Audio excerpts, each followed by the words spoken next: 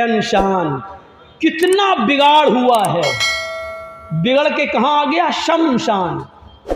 शमशान का कोई अर्थ ही नहीं होता संस्कृत में, आप उठा के देख लो हिंदी, संस्कृत इंटू हिंदी।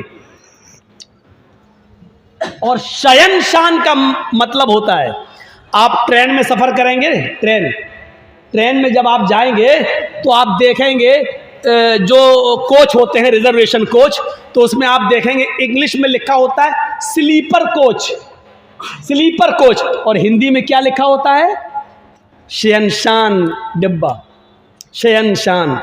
शयनशान का मतलब, स्लीपर का मतलब सोने वाला, यानी यहां पर आदमी सोता है, यानी सोने वाली सीट उसको मिलती है।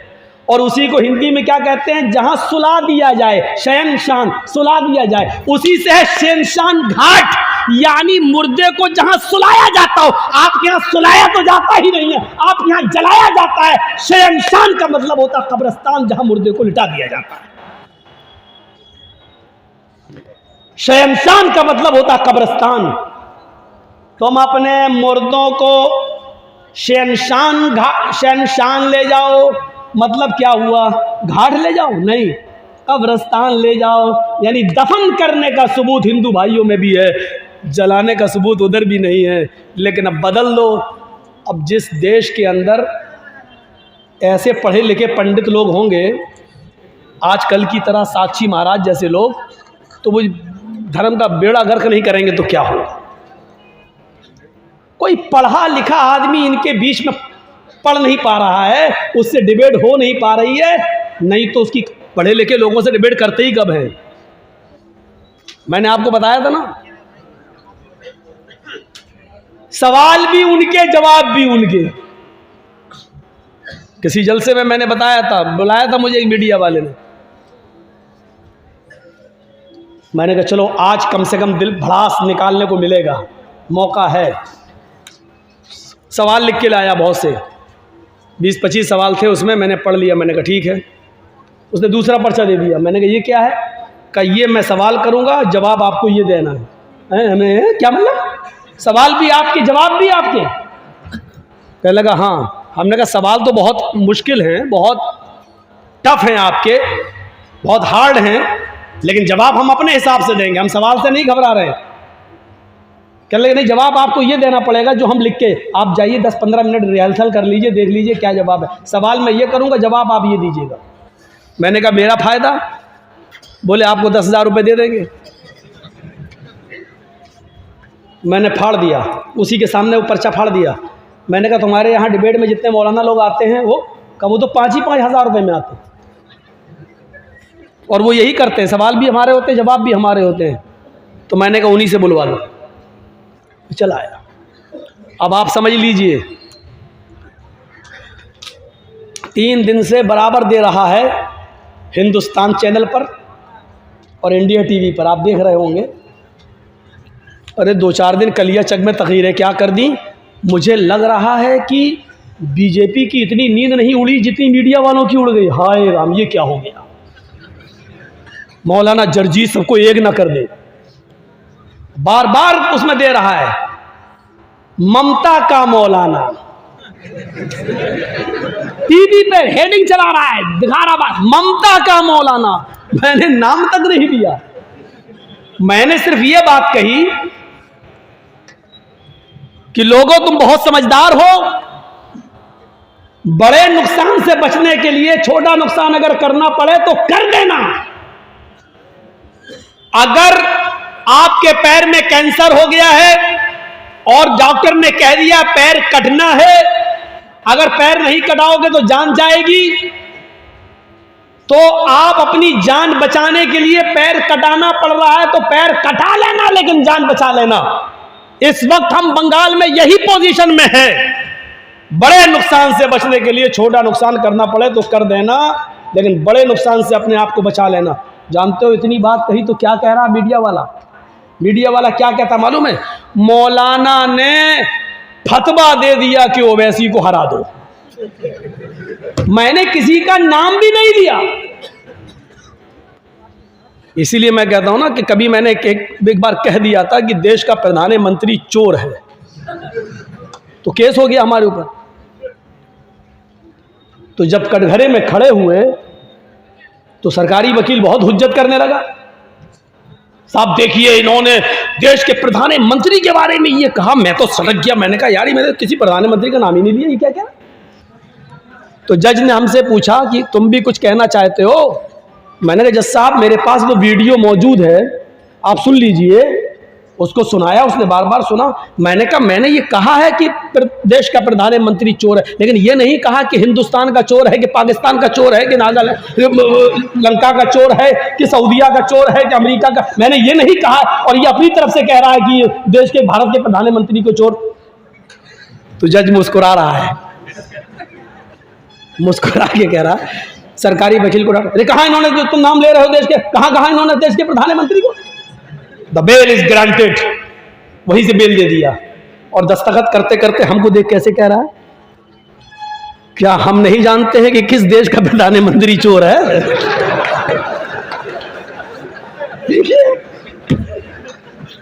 कह रहा कि हम नहीं जानते हैं कि किस देश का प्रधानमंत्री चोर है, हमको आप बेवकूफ समझ रहे हैं।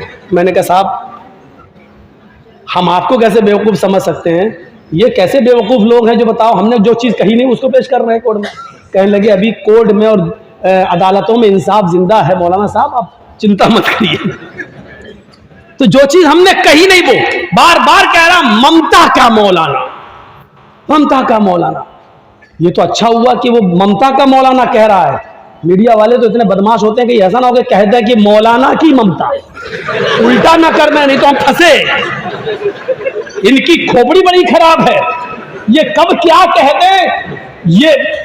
फिर मैंने उसका भी जवाब सोच लिया था, अगर कभी कहेगा कि मौलाना की ममता तो मैं कह दूंगा हमें ममता का भूखा कौन नहीं है भैया। पूरे हिंदुस्तान में हमें तो कहीं ममता मिली नहीं, जहां गए वहीं केस हुआ। हमको जहां ममता मिली, मोहब्बत मिली, हम वहां चले गए। ये मीडिया ऐसा लग रहा है जैसे चुनाव बीजेपी नहीं लड़ रही है, इंडिया टीवी वाला लड़ रहा है, हिंदुस्तान लड़ रहा है। अब सोचो कि कितनी हड्डियां डाली गई होंगी इन कुत्तों के सामने, और उन हड्डियों में कितनी लज्जत होगी कि ये तोड़ मरोड़ कर जो जुमले पेश कर रहे हैं। हर जगह गाली सुन रहे हैं, किसान आंदोलन में गाली सुन रहे हैं, मीडिया वाले भगाए जा रहे हैं, चप्पलें पड़ रही हैं, जूते पड़ रहे हैं, लेकिन हड्डी का मजा इतना है कि ये बेइज्जती समझ ही ले रहे हैं। टेस्ट ऐसा लग गया है इनको, कभी तो उतरेगा नशा, शुरुआत तो हो ही चुकी है तुम्हारी। तो शयनशान का माना होता है सोने की जगह जहां सुला दिया जाए, यानी कब्रिस्तान। अल्लाह की कसम, हिंदू धर्म को आप पढ़ेंगे तो हिंदू भाइयों को आप अपने गले से लगाएंगे कि जो बातें कुरान में और हदीस में हैं वही हिंदू भाइयों में। आप कभी नफरत नहीं करेंगे किसी हिंदू भाई से और ना हिंदू किसी मुसलमान से। ये इन पॉलिटिकल लीडरों का मामला है, ये हम लोगों को एक नहीं होने देते।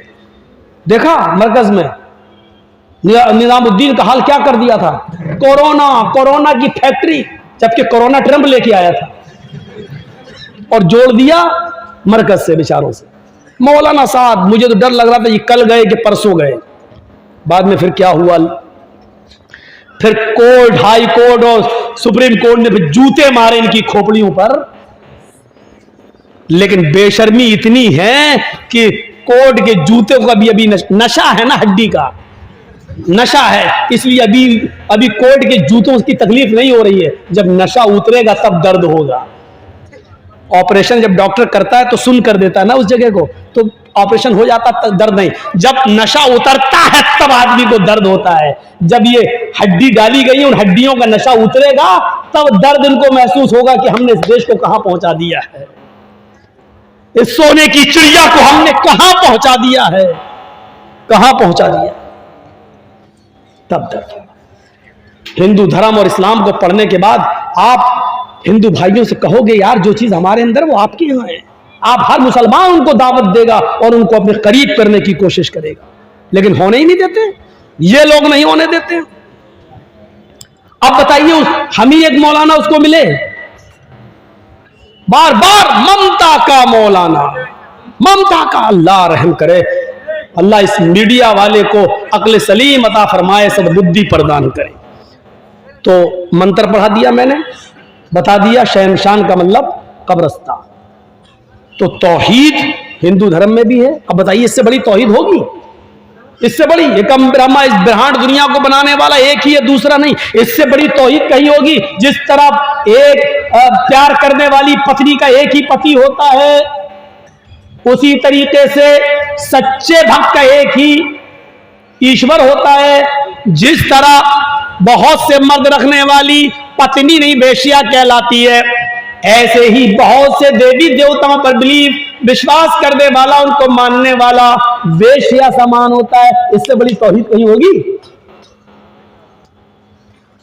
कुरान करीम अपने अंदाज में उस तौहीद को पेश करता है, इन्नल्लज़ीना तदऊना मिन दूनिल्लाहि लन यख़्लुक़ू ज़ुबाबन वला यज्तमऊ लह। अल्लाह को छोड़कर ये जिनको पुकार रहे हैं, जिनसे मदद मांग रहे हैं, जिनसे बेटा बेटी मांग रहे हैं, अल्लाह का आस्ताना, अल्लाह का दरवाजा छोड़कर, अल्लाह का दर छोड़कर ये जिनसे भी मांग रहे हैं, लन यख़्लुक़ू ज़ुबाबन, वो एक मक्खी भी पैदा करने की ताकत नहीं रखते। वला यज्तमऊ लहू, अगरचे वो सब की सब मिल जाए, यानी कश्मीर से कन्याकुमारी तक और बरेली से बगदाद तक, सब अपने जिंदे मुर्दे पीरों बलियों को सबको इकट्ठा कर ले, सब जिंदे मुर्दे सबको जमा कर ले, ये सब मिल जाएं तो एक मक्खी भी पैदा नहीं कर सकते हैं। फिर का मक्खी पैदा करना और उसमें जान डालना तो बहुत बड़ी बात है। यस्लुबहुमुज़्ज़ुबाबु शैअन ला यस्तनक़िज़ूहु मिन्हु, अगर मक्खी इनकी खाने पीने की चीज पर बैठकर थोड़ा सा लेकर उड़ जाए, अरे मक्खी कितना ले जाएगी?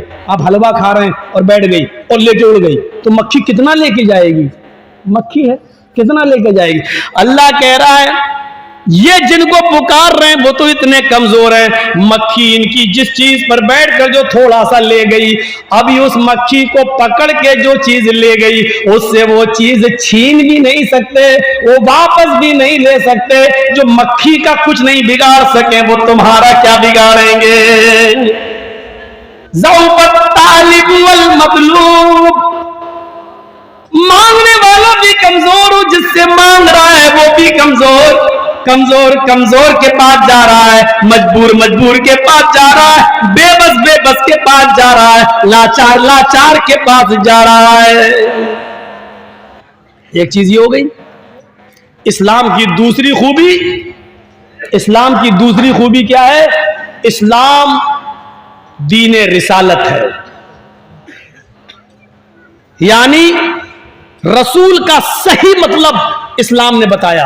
अब देखिए दुनिया में जितने भी धर्म हैं, कोई भी एक धर्म उठाओ और हमें उसका नाम लो और बताओ, कोई भी धर्म ऐसा नहीं है जिसके मानने वालों ने अपने यहां जो भी नबी, जो भी पैगंबर उनके यहां आया, उसको उन्होंने इंसान रहने ही नहीं दिया।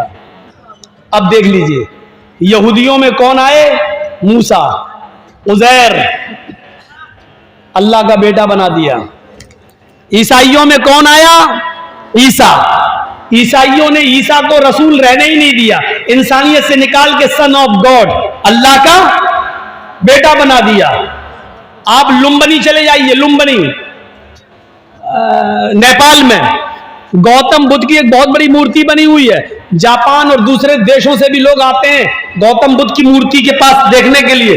तो गौतम बुद्ध जिनकी पत्नी थी, वो गौतम बुद्ध जिन्होंने शादी की थी, वो गौतम बुद्ध जिनकी पत्नी से एक बेटा पैदा हुआ जिसका नाम राहुल था, उन्होंने अपनी पत्नी और बेटे को छोड़ दिया और जंगल में चले गए सच्चाई को तलाश करने के लिए, और जंगल के पत्ते चबा चबा कर अल्लाह को ढूंढते ढूंढते उन्होंने जंगल ही में अपनी जान दे दी। तो लोगों ने कहा ये सच की तलाश में निकले थे, बीवी बच्चों को छोड़ के सच्चाई के रास्ते को तलाश करने के लिए निकले और जान चली गई। उनको लोगों ने क्या बना दिया?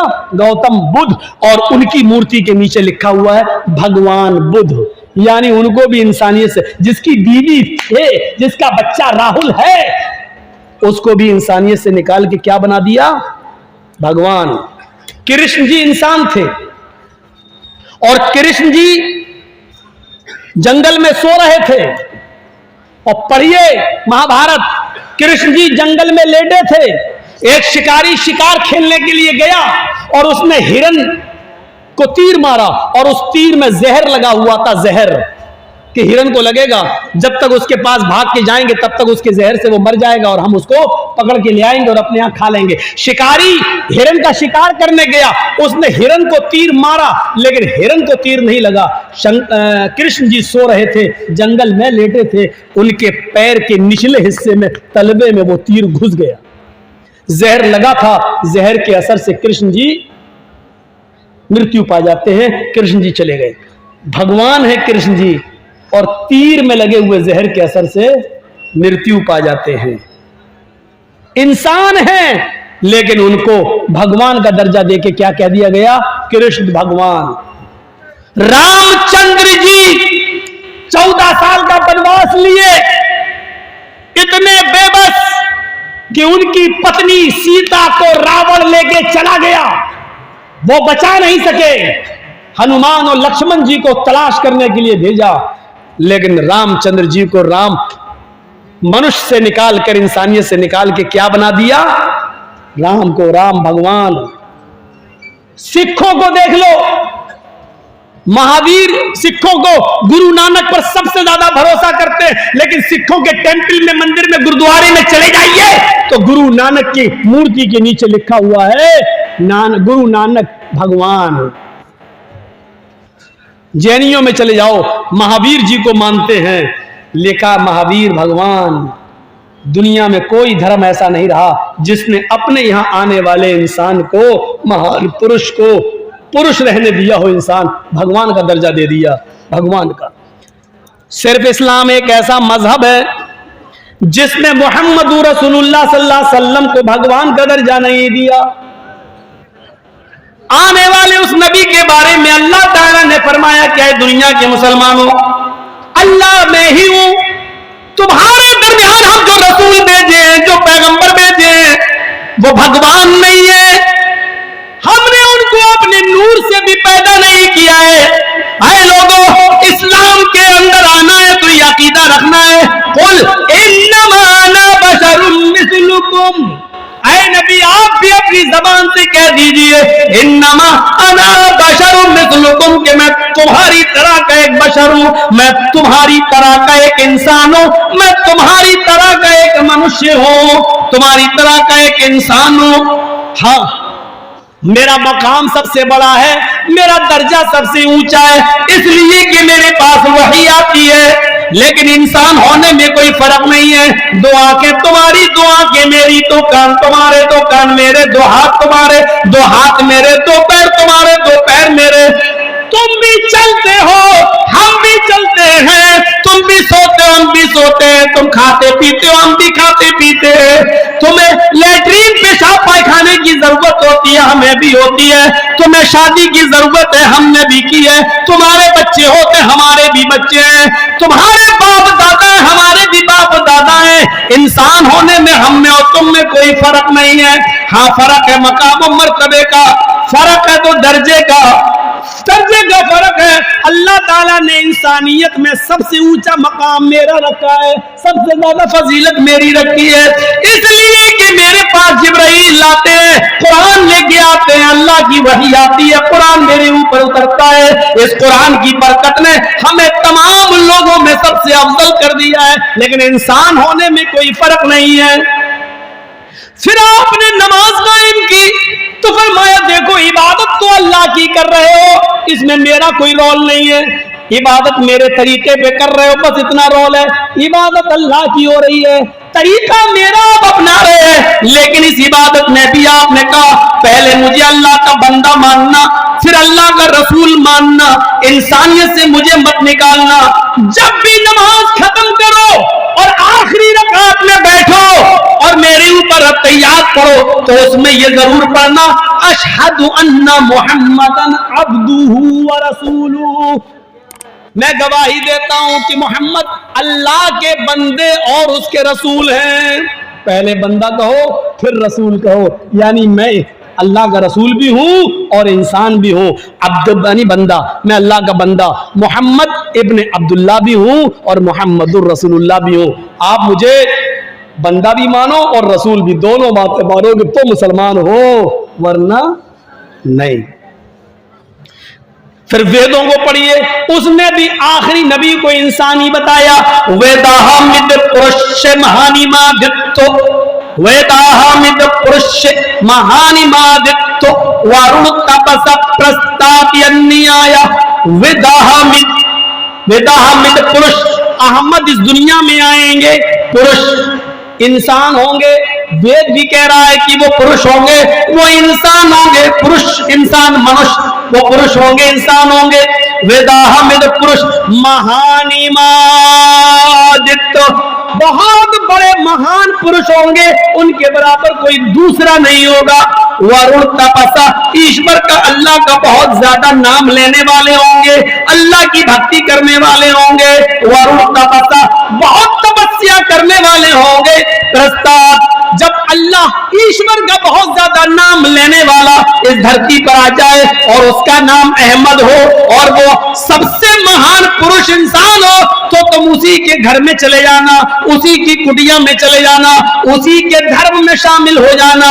प्रस्ताव, उसी की कुटिया में चले जाना, प्रस्ताव, उसी के नक्शे कदम पे चलना, वो जो कहे उसी की बात मानना, अहमद के रास्ते पे चलना। यन्याय, स्वर्ग में जन्नत में जाने का अहमद के रास्ते के अलावा कोई मार्ग, कोई दूसरा रास्ता नहीं है। अहमद के रास्ते के अलावा कोई दूसरा रास्ता नहीं है। ये लीजिए, इंसान बता दिया वेदों ने भी। और अल्लाह के रसूल तो इतने बड़े ऐसे इंसान थे, लेकिन सादगी का हाल ये था कि एक शख्स को किसी ने भेजा कि जाओ हमारे गांव में ये परेशानी है और उसकी शिकायत अल्लाह के रसूल से करो। वो अल्लाह के रसूल के पास आया, कहने लगा कि मैं परेशानी बताऊंगा। जैसे ही वो अल्लाह के नबी के पास आया तो अल्लाह के नबी का चेहरा देखकर वो डर गया, कांपने लगा। इतना रौब था नबी के चेहरे पर कि अल्लाह के नबी को देखकर वो कांपने लगा, थर्राने लगा और अपनी बात कह ही नहीं पा रहा था। अल्लाह के रसूल उठे, उसके पास गए और कहा कि तुम किस गांव से आए हो? फला गांव से। क्या बात है, तुम कुछ कहना चाहते हो? जी जी जी, कहो, बेफिक्र होके कहो, डरो नहीं। जी वो मेरे गांव में नहीं कह पाए। तो अल्लाह के रसूल ने उसका डर निकालने के लिए क्या कहा? डरो नहीं, इन्नी लस्तु बिमलिक, अरे मैं कोई बादशाह थोड़ी हूं, मैं कोई बादशाह थोड़ी हूं जो तुम मुझसे डर रहे हो। आना बनो इमरातिन ताकुल कदीर, मैं भी अरब की ऐसी औरत का बेटा हूं, मुझे भी उस मां ने पैदा किया है, मुझे भी उस औरत ने अपने पेट से जना है जो गोश्त के सूखे टुकड़े खाती थी, खुश्क गोश्त, सूखा हुआ गोश्त खाती थी।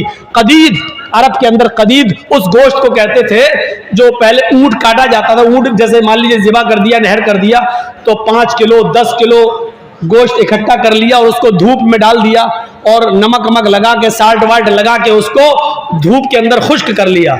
फिर उसको रख लिया अपने यहाँ और उसी में से आधा किलो 250 ग्राम पाव भर निकाला, जब जरूरत हुई खा लिया। और 2 महीने 3 महीने 4 महीने तक अरब के लोग खाते थे। उस गोश्त को कहते कदीर। तो क्या कहा? मैं ऐसी औरत का बेटा हूं जिसको ताजा गोश्त भी नहीं मिलता है, जो गोश्त के सूखे टुकड़े खाती थी, खुश्क गोश्त खाती थी। मैं उस मां का बेटा हूं, मुझे उस औरत ने पैदा किया, क्यों डर रहे हो मुझसे?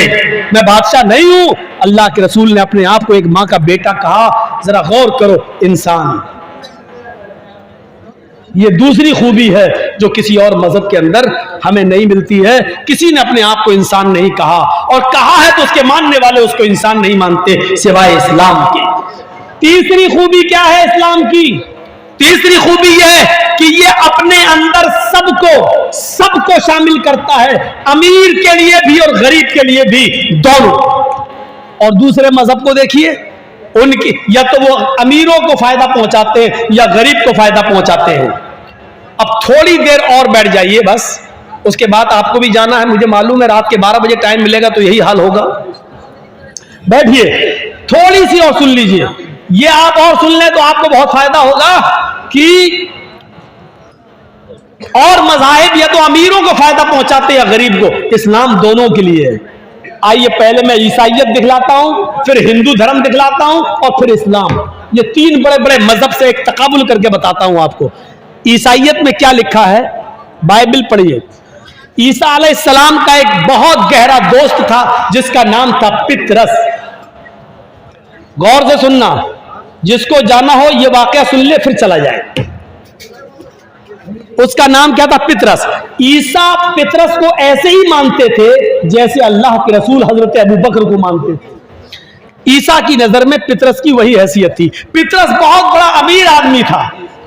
पितरस, ईसा अलैहिस्सलाम जीसस पितरस के पास गए और उससे कहने लगे, आए पितरस, तुम्हारे पास इतनी दौलत है, इतना पैसा, इतना माल, क्या तुम अल्लाह के पास ऊपर लेके जाओगे? क्या तुम ये ऊपर ले जाओगे ये दौलत? तो पितरस ने कहा, मैं क्या करूं?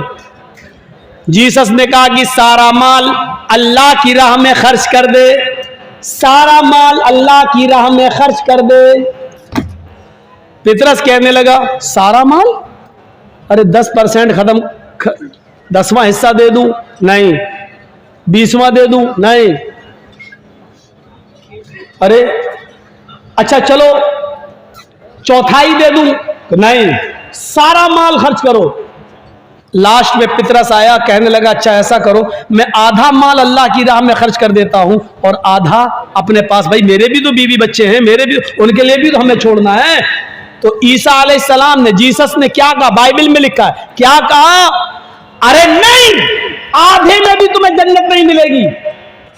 सुई के सुराख से ऊंट चला जाए ये तो हो सकता है। लो, बाइबल में क्या लिखा है, जीसस क्या कह रहे, ईसा, हाय पितरस, अल्लाह की जन्नत में कोई अमीर चला जाए ये मुमकिन नहीं है। ऊंट, सुई के सुराख से ऊंट का चला जाना तो मुमकिन है, सुई के सुराख से ऊंट का दाखिल होना ये तो हो सकता है, लेकिन अल्लाह की जन्नत में कोई पैसे वाला चला जाए ये मुमकिन नहीं है। जब तक तू गरीबों में सारा का सारा माल नहीं दे देगा तब तक तू जन्नत में नहीं जाएगा। पितरस ने कहा, तो मुझे जन्नत में जाना ही नहीं है। लो, भाग गया और ईसा को छोड़ दिया। ये बाइबल कह रही है और सही बात है भैया, पूरा कौन दे देगा? मेरे पास एक ही घर है और कह दो कि जब तक तुम अपना पूरा का पूरा घर नहीं दे दोगे गरीब को तब तक तुम जन्नत में नहीं जाओगे। हम दे देंगे? कभी नहीं देंगे। इसलिए इस्लाम ने क्या कहा, अगर तुम इस्तिताअत रखते हो तो तुम्हारे ऊपर जिम्मेदारी क्या है, 2.5%, 100 में 2.5 रुपया गरीब को दो, 1000 में 25 रुपया दो, 1 लाख में 2.500। हर आदमी दे सकता है, लेकिन कह दो 1000 पूरा दे दो तो कौन दे देगा? तो पितरस ने कह दिया, हटो, नहीं देंगे।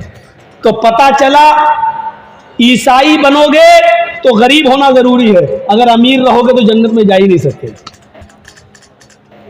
ईसाई धर्म हमें बताता है कि जन्नत में जाना है तो गरीब बनकर जा सकते हो, अमीर रहकर जन्नत नहीं मिलेगी। आओ जरा हिंदू धर्म देख लें, मनुस्मृति उठा लो और पढ़ लो। हाय भक्तों, ईश्वर को प्रसन्न करने के लिए हवन करो। सुनो गौर से, हवन करो और हवन में संध्या करो सुबह और शाम, और उस संध्या में हवन के अंदर ये चीजें तुम्हारे लिए जरूरी है। 16 चमचे, 16 चम्मच देशी गाय का घी हवन में, यानी आग जलाओ, आग, और उस आग में 16 चमचे देशी घी डालो सुबह और 16 चम्मच शाम को, और फिर 100 ग्राम काजू, 100 ग्राम बादाम, 100 ग्राम पिस्ता, 100 ग्राम अखरोट और 1 तोला केसर। केसर समझते हैं ना? केसर, अरे वो बहुत महंगी होती है, लाल रंग की होती केसर, आपके यहाँ क्या बोलते हैं मैं नहीं मालूम। जाफरान 1 तोला, 1 तोला। अभी बैद्यनाथ वगैरह की लेके देखो तो आपकी हवा उखड़ जाएगी। 1 तोला इतनी महंगी, और उसमें है 1 तोला सुबह और 1 तोला शाम को। ये 6-7 चीजें ही हमें बस याद हो पाई हैं, टोटल मिला के 26 चीजें हैं। कुल मिला के मैं बता दूं आपको 26 चीजें हैं, जिसमें मुझे 16 चम्मच देशी घी, काजू, अखरोट, बादाम, पिस्ता और केसर, इतनी चीजें हमें याद हैं। बस 6 चीजें, 20 चीजें हमें भी याद नहीं है क्या क्या है। अब आप जोड़ो, सुबह भी और इतना शाम में, ये आग जलाओ, आहुति दो, और इतनी चीजें आग के हवाले करो, स्वाहा, ये सब जलाओ। अब 16 चम्मच देशी गाय का घी, और देशी घी तो बाबा रामदेव ही दे पाएंगे भैया, ओरिजिनल कहां मिलेगा। वही कहते हैं हमारी हर चीज ओरिजिनल है, पता चला उनका शहद भी नकली निकला। वो तो जब लेबोरेटरी पे जा रहा है तो उनकी हर चीज में मिलावट निकल रही है। मैं किसकी बात कर रहा हूं मालूम है ना आपको, नाम लेना सही नहीं है, इशारा कर दूं, 2.25 आंख वाला, हर चीज उसकी नकली चल रही है। और नकली चलने के बावजूद भी मेहरबानी कहीं और किसी और की है उनके ऊपर, वरना कभी जो बेचारा किसी औरत की शलवार पहन के भागा हो, आज वो धड़ल्ले से, सनातन ने क्या कह रहा था, ऐसे आंख मारता हुआ क्या कह रहा था मालूम है, अच्छा भाई आप लोग बताइए 70 रुपए पेट्रोल चाहिए कि 35 रुपए, आंख मारता जा रहा था। वो तो बाबा था, बच गया। हम लोग होते तो लड़कियों की सैंडल खा जाते, क्योंकि जिस शो में वो कह रहा था वहां जितने जेंट्स थे उससे ज्यादा लड़कियां बैठी हुई थी। तो इतनी चीजें सुबह और इतनी चीजें शाम को। अब 16 चम्मच देशी घी, 1 चम्मच में 10 ग्राम भी घी मान लो तो 16 चम्मच में कितना हो गया, 160 ग्राम। चलो 150 ग्राम मान लो, 10 ग्राम हम छूट दे रहे हैं, कितने का हो गया, 150 ग्राम सुबह और 150 ग्राम शाम को। अगर 300 रुपए किलो भी मान लो तो कितने का हो गया, 40-50 रुपए का तो हो ही गया होगा। 40 का सुबह, 40-50 का शाम को, यानी 50 रुपए सुबह, 50 रुपए शाम, 100 रुपए तो ये हो गए। 100 ग्राम बादाम 80 रुपए के, 100 ग्राम अखरोट, 100 ग्राम पिस्ता, 100 ग्राम काजू और 1 तोला जाफरान, वो तो कई हजार की है। और इसके अलावा 26 चीजें सुबह और इतनी चीजें शाम में। और क्या लिखा हुआ है, ये हर हिंदू को करना ही पड़ेगा, चाहे वो अमीर हो या गरीब। ये लिखा, मनुस्मृति में हवाले का जिम्मेदार मैं, गलत हो तो कोई भी हिंदू भाई हमें टच कर सकता है, मिल सकता है। भारत में हूं, कहीं बाहर भागा हुआ नहीं। हजार, यानी सब मिला के बहुत कम कर दूं तो 1000 रुपए का सुबह और 1000 रुपए का शाम को खर्चा, 2000 रुपए कहां से लाएगा गरीब आदमी। और लिखा है कि ये गरीब को भी करना पड़ेगा, अन्यथा सब अधर्मी होकर मरेंगे।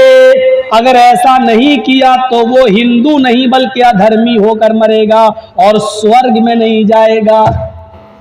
हिंदू धर्म में स्वर्ग में जाने के लिए 2000 रुपए रोजाना आग के हवाले करना पड़ेंगे। ईसाइयों में आपको सारी दौलत लुटाना पड़ेगी, वहां गरीब होना जरूरी है। और हिंदू बनना है तो आपके लिए 2000 रुपए सुबह और 2000 शाम में, या 1000 सुबह 1000 शाम को 2000 रुपए रोजाना आग के हवाले करना जरूरी है, तो जन्नत मिलेगी। ईसाई धर्म गरीबों का और हिंदू धर्म अमीरों का। अब अंबानी और अडानी तो जन्नत में चले जाएंगे, इनके पास 2000 क्या, ये तो 2 लाख सुबह और 2 लाख शाम को भी कर लेंगे। और अभी तो कुछ दिनों के बाद अगर ये कानून न बदला गया तो किसानों का खून चूस चूस कर ये और मोटे होंगे, माल अपने गोदामों में भरेंगे। अब आइए मैंने 2 धर्मों को रख के अब इस्लाम को बताऊं, और सोचिए मेरे प्यारे साथियों, हाय हाय, इस्लाम ने 5 चीजें इस्लाम की बुनियाद बताई है, नमाज, रोजा, हज और ज़कात और कलमा शहादत, कलमा तैयबा। कलमा तैयबा अमीर गरीब सबके लिए, नमाज अमीर गरीब सबके लिए, रोजा अमीर गरीब सबके लिए। लेकिन इस्लाम की बुनियादी 5 चीजों में 2 चीजें भी बुनियाद है, लेकिन वो गरीबों से हटा दी गई हैं, ज़कात और हज। अगर आपके पास इस्तिताअत है तो ज़कात देंगे, नहीं है तो कोई बात नहीं, बल्कि गरीब है तो आपको ज़कात दी और जाएगी। हज भी आप पर फर्ज नहीं है, अगर इस्तिताअत तो वहां जाने का तो हज करो, नहीं है तो कोई बात नहीं है, आप पर हज फर्जी नहीं है।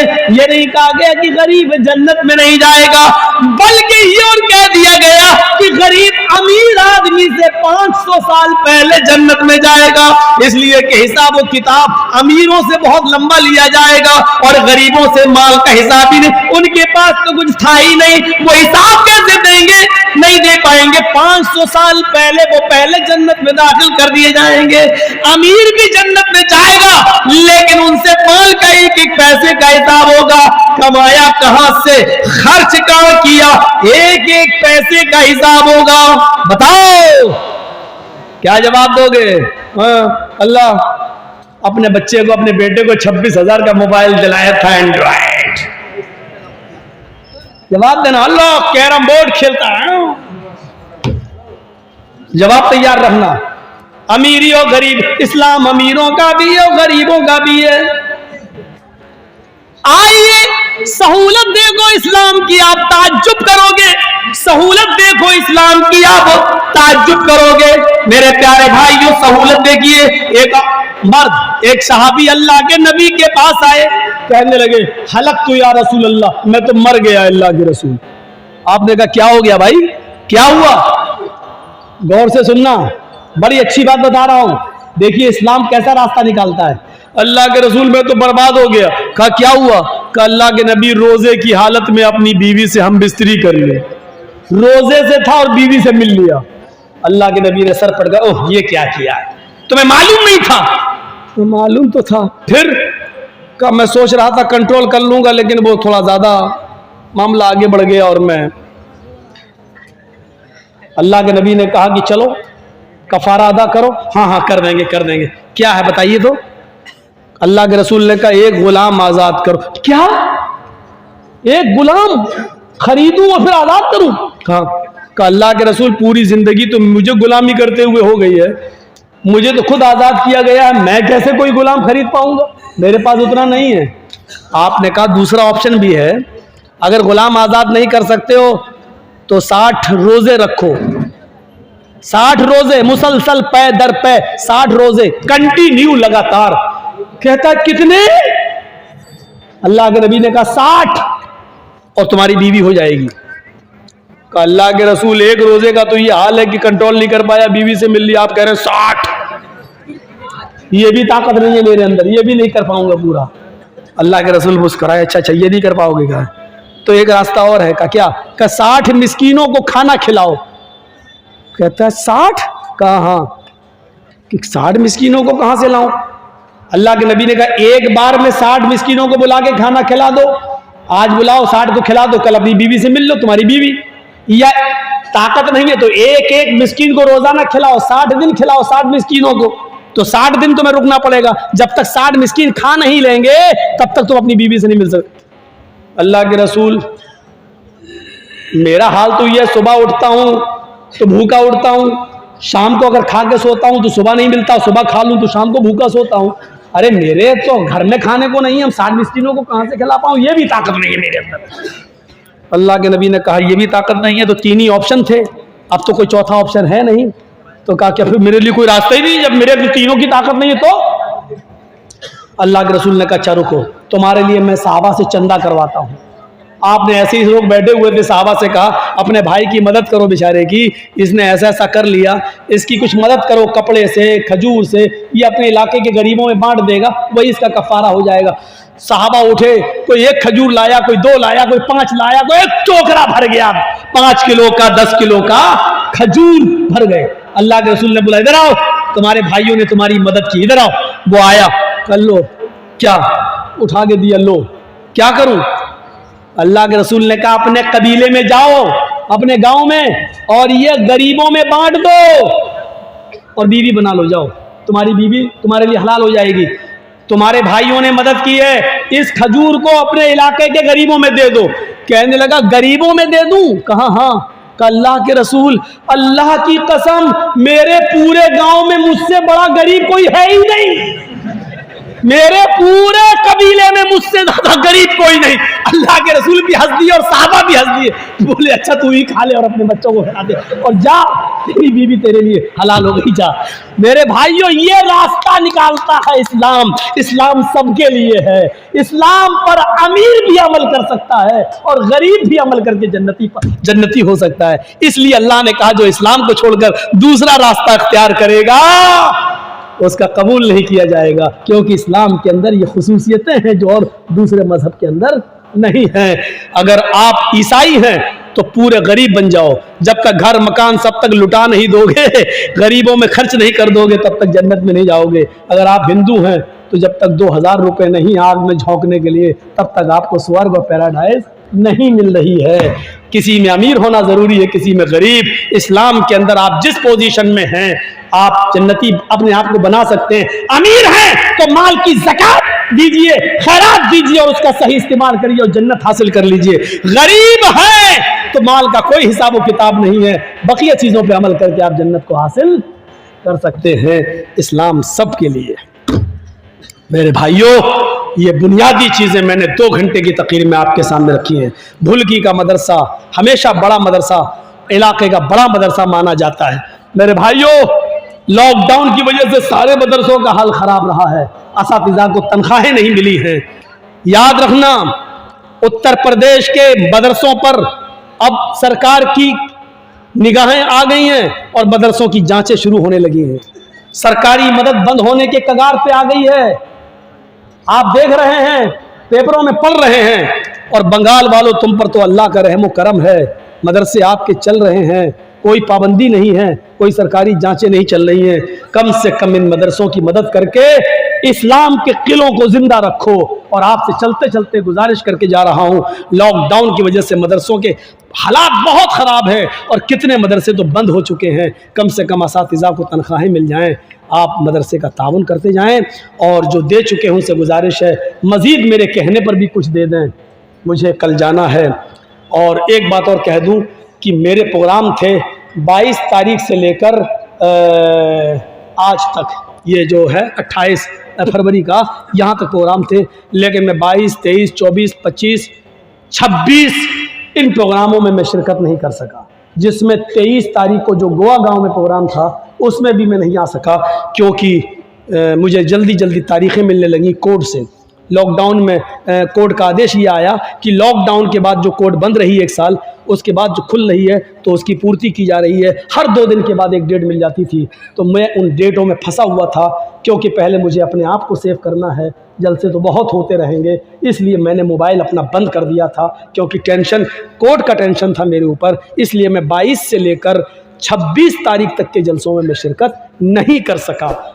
हम भी इंसान हैं, हमारे ऊपर भी परेशानी आती है। और 26 के बाद फिर डेट पड़ गई 2 मार्च।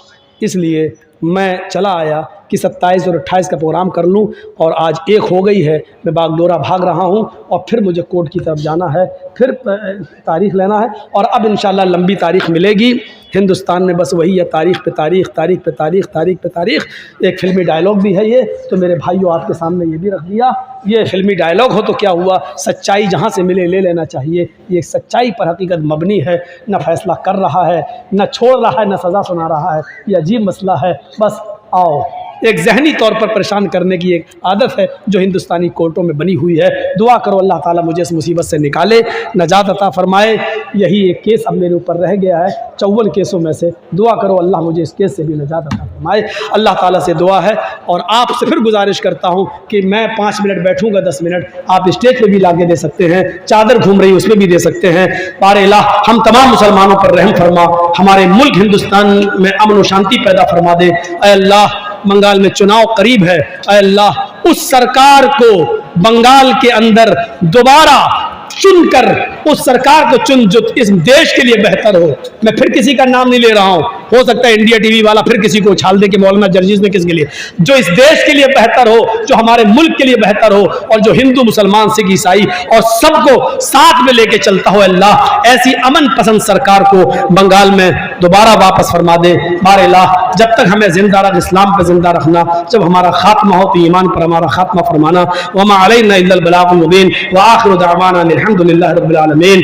अस्सलामु अलैकुम व रहमतुल्लाहि व बरकातुहू। अब लोग